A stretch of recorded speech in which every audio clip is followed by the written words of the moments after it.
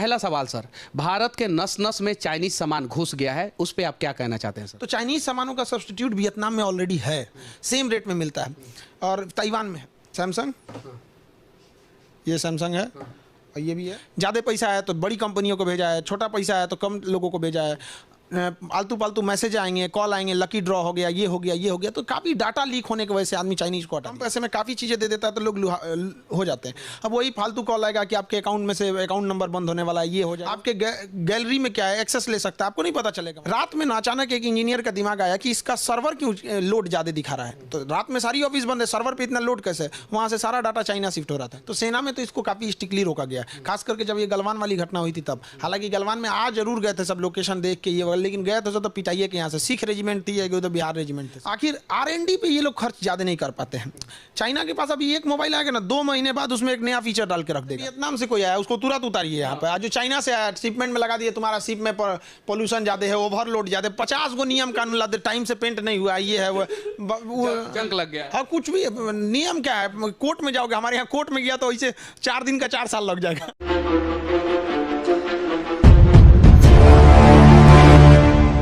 वर्तमान समय में भारत का सबसे बड़ा मुसीबत पाकिस्तान और चीन है।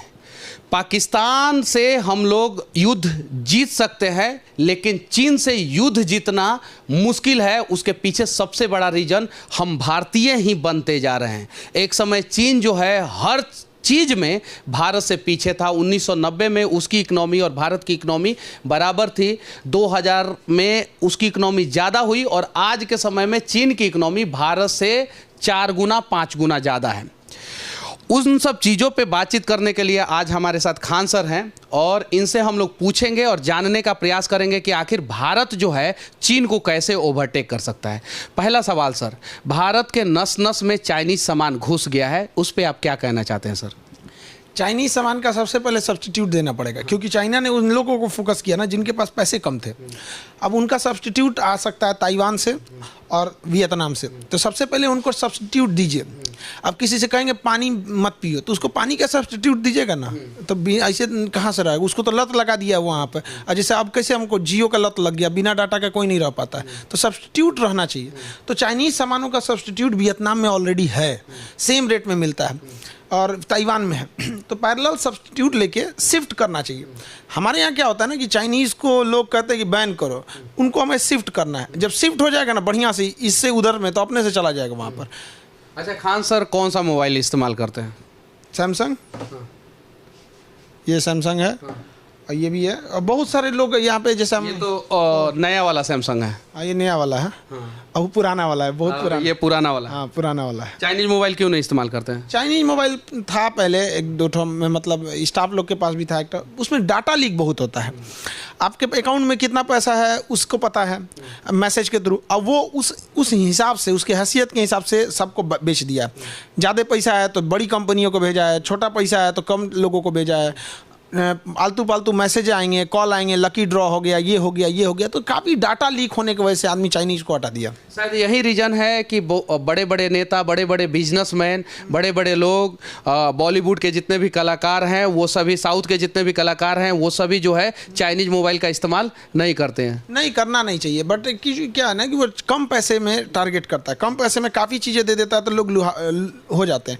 अब वही फालतू कॉल आएगा कि आपके अकाउंट में से अकाउंट नंबर बंद होने वाला है, ये हो जाएगा। वो तो 3000 रुपया कम में चाइनीज मोबाइल जो है 12,000 रुपये में कोई खरीद लिया, और सेम फीचर्स का मोबाइल जो है सैमसंग में 15,000 रुपये में मिल रहा है, और वो आपका 2 साल में एक बार 10,000 रुपया बैंक खाली कर दिया। लोगों को भी सोचना चाहिए, उनके लिए प्राइवेसी सबसे ज़रूरी चीज़ होती है। ऐसा नहीं है कि केवल आपके गैलरी में क्या है, एक्सेस ले सकता है, आपको नहीं पता चलेगा वहाँ पे, कोई ज़रूरी नहीं। अगर चाइनीज़ चीज़ों का बहुत पहले, आज से लगभग 7-8 साल पहले EMI नंबर जो होता है, IEMI नंबर चाइनीज़ में नहीं थे, तो ट्रेस होना बड़ा मुश्किल था। बाद में उसको काफ़ी ज़्यादा स्ट्रिक्टली किया गया, तो धीरे धीरे जब अपराध बढ़ने लगे तो उसमें काफ़ी, देखिएगा जितना लूप होल रहेंगे वो चाइनीज़ वाले में ही ज़्यादा रहेंगे वहाँ पे। जब भी कोई भी चीज़ को आप सस्ता कीजिएगा, कहीं ना कहीं तो क्वालिटी से कम्प्रोमाइज़ करिएगा ही करिएगा। तो लोगों को भी यही कहते हैं कि थोड़ा सा महंगा देख लीजिए, अपने हिसाब से देख लीजिए, बट चाइनीज का डाटा छोड़िए, ये तो हम लोग आम आदमी हैं। चाइना ने अफ्रीकी देशों का एक संगठन है, अफ्रीकी एकता संगठन, अदीस अबाबा में उसका मुख्यालय है, तो वहाँ बैठते हैं। वो समझिए कि अफ्रीका के देशों के लिए वो यूएन है। तो अफ्रीकी देश गरीब, तो चाइना ने कहा बिल्डिंग हम बना देते हैं, सारा बिल्डिंग चाइना ने बनाया, सब कुछ बनाया। रात में ना अचानक एक इंजीनियर का दिमाग आया कि इसका सर्वर क्यों लोड ज़्यादा दिखा रहा है। तो रात में सारी ऑफिस बंद है, सर्वर पे इतना लोड कैसे है? वहाँ से सारा डाटा चाइना शिफ्ट हो रहा था। तो जब संसद भवन और मुख्यालय का वो डाटा लेके चल जा रहा है, तो हम लोग का कहाँ से छोड़ने वाला है? वहाँ पे बहुत बड़ा कचाइन हुआ था। इसके बाद अफ्रीका वाले देश हैं, चाइना के आगे कहाँ टिक पाएंगे? पूरा कॉन्टिनेंट नहीं टिक पाएगा चाइना के बाद। पैसा में, सेना में, टेक्नोलॉजी में सबसे आगे निकलते जा रहा है वो चाइना। तो उस पर कभी भी हम नहीं भरोसा नहीं कर सकते वहाँ पे। वो तो इवन है कि वो चाइनीज़ में VPN को उन लोगों ने बैन लगा रखा है। अगर चाइना में आप यूट्यूब चलाना चाहते हैं तो VPN करके है, तो उसके बाद भी वो लोग पकड़ लेते हैं चाइना का। तो वो लोग शुरू से ही उनकी नज़र रही है किसी की प्राइवेसी छीनने की। जैसे हम लोग के आधार कार्ड कैसे होते हैं, चाइना में ना कैमरे लगे हुए हैं, आपका फेस डिटेक्ट कर लेता है कहाँ है आप। चाइना में गवर्नमेंट को पता है, तो आदत सी बन गई उनकी सबके बारे में जानने की वहाँ पर। तो इस वजह से हमारे काफ़ी बहुमूल्य डाटा लीक हो रहा है, इसको नहीं होना चाहिए।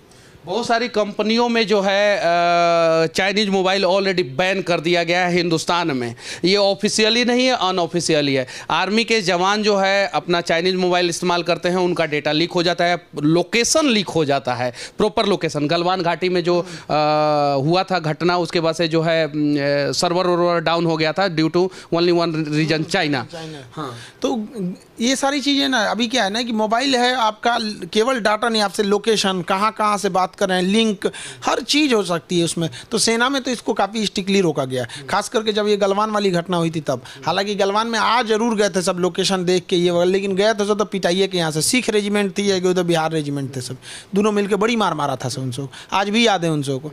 तो अभी तो मौका भी है हम लोग को, काफ़ी डिस्प्यूट हो ही रहा है ताइवान वगैरह में, तो एक तरह से इधर से भी हम लोग को सॉफ्टली शिफ्ट हो जाना चाहिए, चाइनीज को छोड़ के दूसरे पे शिफ्ट हो जाना चाहिए। हमारे यहाँ भी, हमारे देश में नहीं है तो हम चाइनीज को छोड़ के दूसरे पे शिफ्ट हो सकते हैं, क्योंकि अगर चाचा से झगड़ा हो जाता है, हमारे अपने चाचा से, और बगल में उनका दुकान रहता है, तो उससे सामान हम नहीं खरीदते हैं और 3 किलोमीटर दूर बाजार में जाके सामान खरीदते हैं। तो चीन हमारा दुश्मन देश है। अगर मान लीजिए माइक्रोमैक्स, लावा, इंटेक्स, कार्बन पे हमें भरोसा नहीं हो रहा है, तो हम आईफोन पे भरोसा कर सकते हैं, हम सैमसंग पे भरोसा कर सकते हैं, HTC पे, सोनी पे, पैनासोनिक पे, नोकिया पे, LG पे। ये सारा नॉन चाइनीज ब्रांड है और ये आपका डेटा कभी लीक नहीं करेगा, और इस मोबाइल का इस्तेमाल करेंगे तो आपका बैंक का अकाउंट खाली नहीं होगा। सही है कि नहीं? बहुत सारे गरीब लोगों का सर बैंक अकाउंट खाली हो जाता है, डेटा पता चल जाता है हैकर को कि इनके खाते में इतना पैसा है।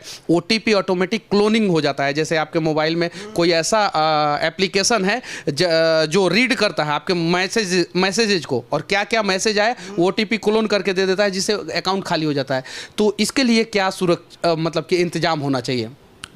देखिए, हालांकि काफ़ी हद तक इसको सिक्योर बनाया जा रहा है, भारत में भी इसमें काफ़ी सिक्योर बनाया जा रहा है, उतनी ही ज़्यादा इसमें जागरूक भी रहने की बहुत ज़्यादा ज़रूरत है। क्योंकि हम देखते हैं कि अगर बहुत सारे लोग हैं ना, जिनको अगर ज़्यादा ट्रांजैक्शन करना है, तो उन लोग को एक सेपरेट रखना चाहिए वो चीज़, ताकि उस नंबर या फिर उस चीज़ को, अक्सर देखा जाता है ना कि जो कॉलिंग नंबर रहता है, व्हाट्सअप नंबर रहता है, लोग वो भी सब चीज़ में वही दे दिए हैं। तो थोड़ा इससे क्लोनिंग चाइनीज मोबाइल में रखे हैं, सब चाइनीज मोबाइल में रखे हैं, तो इससे क्लोनिंग का डर बढ़ जाता है थोड़ा सा। तो ये थोड़ा सा इंसान को बाइफरकेट करके रखना चाहिए कि ये प्राइवेसी वाली चीज़ें इसमें और इस वाले नॉर्मल चीज़ें इसमें रखनी चाहिए यहाँ पे। हालांकि क्लोनिंग चाइनीज जब तक रहेगा, प्राइवेसी की उम्मीद मत कीजिए।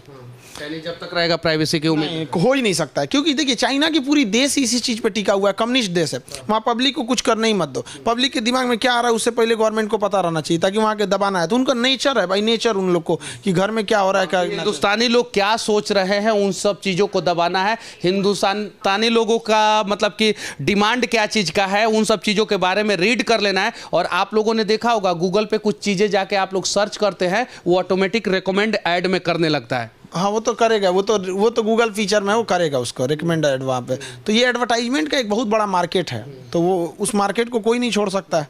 अच्छा, भारतीय मैन्युफैक्चरर मोबाइल कंपनियों से आप क्या कहना चाहते हैं? क्योंकि आपकी बातें वहाँ तक पहुँच जाएगी, ये मुझे पूरा यकीन है। देखिए सबसे बड़ा चीज़ है ना कि उन लोगों को कम्पिटिट करना चाहिए। आखिर R&D पे ये लोग खर्च ज़्यादा नहीं कर पाते हैं। चाइना के पास अभी एक मोबाइल आएगा ना, 2 महीने बाद उसमें एक नया फीचर डाल के रख देगा। अब ये हमारे यहाँ क्या है ना कि अभी क्या है कि अभी आएगा 6 महीने उसका प्रमोशन होगा, उसके बाद मार्केट पकड़ेगा, तब तक वो टेक्नोलॉजी पीछे होने लगती है। अब ये हम लोग को R&D पे ज़्यादा वर्क करना चाहिए। तो गवर्नमेंट को एक अलग से फंड देना चाहिए कि जो इस पे खर्च कर रही है उनको हम लोग मतलब ज़्यादा फैसिलिटी दे। साथ में कि जो बाहर की कंपनियां हैं उनको थोड़ा सा टैक्स में और बढ़ा दे। हालांकि वो अलग बात है कि WTO चिल्लाने लगता है, तो टैक्स में बढ़ा देना चाहिए उन लोग को। कस्टम में रोक देना चाहिए। पानी वाली जहाज़ें से ना लेके आएंगे लोग, पोर्ट पे फंसा दो, थोड़ा इधर उधर खेड़े जैसे एकदम फंसा दीजिए। यहाँ पे कैसे भी पागल बन के रहिए, दूसरे को एकदम अपना देश को एकदम आगे करिए। स्टारबक्स कंपनी कॉफ़ी की चलने कहाँ दिया? चाइना में नहीं चलने दिया, मर्सिडीज को नहीं चलने दिया, डोमिनोज को नहीं चलने दिया। वहाँ के लोग एकदम पागल हैं, हम अपना ही खाएंगे यहाँ पे, और कॉपी भी कर दिया उसका। तो हम लोगों को भी ना क्या है कि इस चीज़ को भी ध्यान रखना चाहिए। R&D थोड़ा वहाँ से ले लीजिए, 2-4 को वर्कर को लाइए, वो अपने बता देगा सारा चीज़। तो साम दाम दंड भेद सब रखना चाहिए। साम दाम दंड भेद सब रखना चाहिए, तब जाके जो है भारत जो है मजबूत होगा। भारत के कमजोरी का, आर्थिक कमजोरी का अभी वर्तमान समय में सबसे बड़ा कारण क्या है? देखिए इतने बड़े देश में डाइवर्सिफाई है, आप एक कारण नहीं कर सकते हैं, क्योंकि हमारे यहाँ शहरी क्षेत्र है, ग्रामीण क्षेत्र है। जो बड़ा कारण सर चीन पे डिपेंडेंसी। हाँ, ये डिपेंडेंसी है चीन पे। लेट प्रोसेस है इंडिया में, बहुत सारी चीज़ें हैं। डिपेंडेंसी चीन में इंपोर्ट के मामले में तो बहुत ज़्यादा है, खास करके इलेक्ट्रॉनिक्स चीज़ में। अगर चाइना से इंपोर्ट बंद होता है ना, इलेक्ट्रॉनिक्स अचानक रेट बढ़ जाएगा, इसलिए नहीं कर पाते हैं ये लोग। तो इन लोग को चाहिए कि सब्सटीट्यूट रखे, वरना किसी दिन चाइना इसको as a war weapon use कर लेगा, अपना इंपोर्ट बंद कर देगा, पूरा एक्सपोर्ट बंद कर देगा। इन लोग के पास कोई ऑप्शन ही नहीं है, परेशान हो जाएंगे यहाँ पर। तो यहाँ की जनता चिल्लाने लगेगी कि 200 रुपये वाला चीप मेमोरी कार्ड 600 रुपया में मिल रहा है, 1200 रुपये वाला चीज़ 2000 में मिल रहा है। तो इन्हीं के लोग इन्हीं के ऊपर प्रेशर बना देंगे, तब जाके ये सुधरेगा सब। तो हम लोग का नेतृत्व तो ऐसे ही रहता है, सब एक के चीज़ दिन भर ऊपर से नीचे खाली चुनाव सोचते रहता है। ना चाहते हुए भी खान सर ने बहुत बड़ी बात बोल दिया है। और मैं यही कहना चाहता हूं कि हम भारतीय अगर देशभक्त हैं और देश को मजबूत बनाना चाहते हैं तो दुश्मन देश पे डिपेंडेंसी हमें कम करना होगा। और चीन हमारा दुश्मन देश है, और कहीं नहीं तो कहीं चीन का सब्स्टिट्यूट जो है वो ताइवान है, कोरिया है, वियतनाम है। बस भारतीय बिजनेसमैन को जो बिजनेस चीन से कर रहे हैं वो ताइवान, कोरिया और वियतनाम से करें। और कुछ ईमानदार कस्टम अधिकारियों से विनती करना चाहते हैं कि चीन के शिप को जो है आप लोग जो है पोर्ट पे फंसाए रखें। जो एक दिन में माल उतरता है चीन का ना, उसको 4 दिन फंसा दे। अगर आप लोग 4-4 दिन लेट चीन का शिप को करना शुरू कर देंगे, हमारे देश में ऑटोमेटिक चीन का सामान कम आना शुरू हो जाएगा और ताइवान, वियतनाम से हमारे बिजनेसमैन खरीदना शुरू कर देंगे। जैसे वियतनाम से कोई आया उसको तुरंत उतारिए यहाँ पे, जो चाइना से आया शिपमेंट में लगा दिए, तुम्हारा शिप में पोल्यूशन ज़्यादा है, ओवरलोड ज़्यादा, 50 गो नियम कानून ला दे, टाइम से पेंट नहीं हुआ, ये है वो जंक लग गया। हाँ, कुछ भी नियम क्या है, कोर्ट में जाओगे, हमारे यहाँ कोर्ट में गया तो इसे 4 दिन का 4 साल लग जाएगा। जैसे बांग्लादेश का एक प्लेन जो है, हवाई जहाज जो है इंदौर एयरपोर्ट पे खड़ा है और 4 करोड़ रुपया के आसपास का उसका किराया हो गया, पार्किंग चार्ज हो गया। वैसे ही शिप को खड़ा कर दीजिए, 4 दिन खड़ा रहेगा तो पोर्ट का पार्किंग चार्ज भी देना पड़ेगा ना उसको। लगता है पार्किंग चार्ज पोर्ट का कंटेनर के हिसाब से लगता है कि कितना कंटेनर उस पर लोड है। तो ज़्यादा कंटेनर रहेगा ना तो शिप बड़ा छोटा से मतलब नहीं, उसको कंटेनर के हिसाब से उस पर टैक्स लेता है। तो ये चीज़ होना चाहिए, कुछ छल कपट भी बहुत ज़रूरी है। हाँ, खान सर कह रहे हैं और खान सर को चाहने वाले जितने भी कस्टम में अधिकारी हैं, विनती है देश के लिए चीन का जितना कंटेनर है कम से कम 48 घंटा उसे लेट कीजिए, उसी में हमारे देश का काम हो जाएगा। सही है कि नहीं सर? धीरे धीरे होगा, एक बार में कोई इतनी बड़ी, चाइना इतना जड़ जमा लिया कि अचानक नहीं ले जा सकते। एक दिन में नहीं हो सकता, लेकिन एक दिन तो जरूर हो जाएगा। एक दिन तो जरूर हो जाएगा। बस यही उम्मीद है मुझे भी और खान सर को भी कि एक ना एक दिन जो है इस देश के देशभक्त पागल लोग जो है देश को चाइना से आगे लेकर जरूर जाएंगे। जय हिंद।